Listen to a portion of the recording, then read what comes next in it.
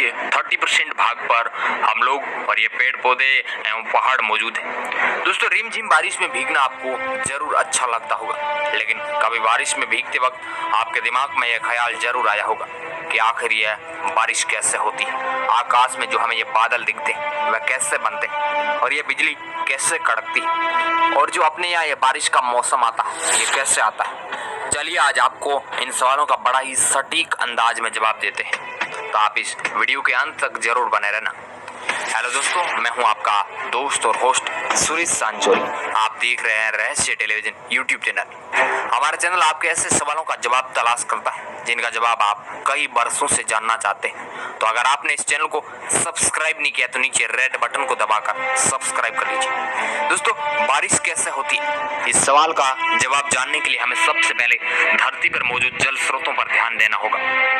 बारिश दिखने में हमें आसान लगती है, लेकिन इसके बारे में बहुत कम लोगों को पता है कि बारिश कैसे होती है। दोस्तों हमारी पृथ्वी पर मौजूद समुद्र, झील, तालाब और नदियों के पानी पर जब सूरज की रोशनी पड़ती है तो यह पानी वाष्प बनकर ऊपर आसमान में उड़ जाता है और ऊपर जाकर इकट्ठा हो जाता है। पानी के छोटे छोटे कण जब आपस में मिलते हैं तो उन्हें हम बादल कहते हैं। जो आप रोज आसमान में बादल देखते हैं वैसी प्रकार बनते हैं। दोस्तों पानी के कण सूर्य की गर्मी से काफी दूर हो जाते हैं, उनका भार इतना हल्का हो जाता है कि आसमान में उड़ जाते हैं। जब आसमान में तापमान कम होता है तो यह वापस तरल बनकर बर्फ में बदल जाते हैं। दोस्तों पानी से बर्फ ऐसे ही नहीं बन सकता, इसके लिए सूक्ष्म कणों की जरूरत पड़ती है जिसकी चिपक कर यह बर्फ बन सके।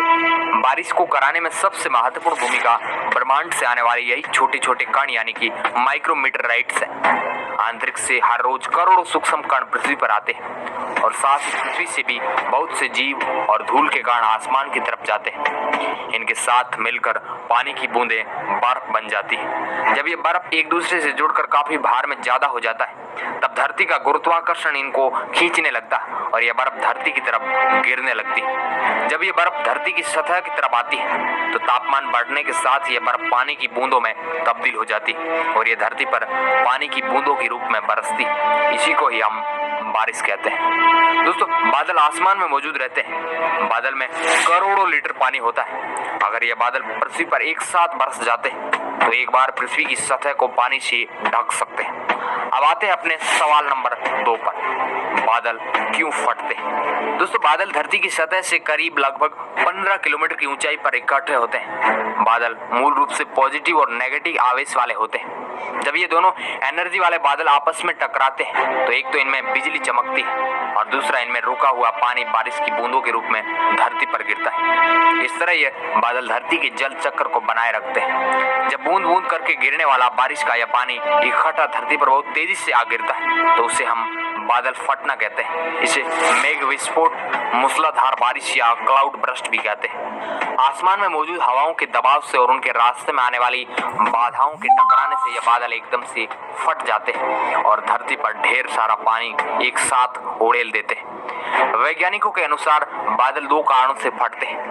पहला कारण ये कि जब एक ही आवेश पॉजिटिव और नेगेटिव के बादल आसमान में किसी ऐसी जगह इकट्ठे होते हैं जहां गर्म और ठंडी हवाएं दोनों तरफ से उन पर दबाव डालती है। जब कोई गर्म हवा का झोंका नमी से भरे इन बादलों से टकराता है तो ये बादल फट जाते हैं। इस दौरान बिजली चमकने और तेज आंधी के साथ भारी बारिश होती है। ऐसे में एक सीमित इलाके में कई लाख लीटर पानी एक साथ धरती पर गिरता है। दूसरी वजह यह है कि ये बादल काफी मात्रा में नमी यानी पानी लेकर आसमान में चलते हैं। जब उनके रास्ते में कोई बड़ी बाधा आती है तब उससे टकरा कर अचानक फट जाते हैं। इसके साथ ही दोस्तों आपके दिमाग में ये भी सवाल आ रहा होगा, ये मानसून मतलब कि बारिश का मौसम कैसे आता है। चलिए इसके बारे में आपको बताते हैं।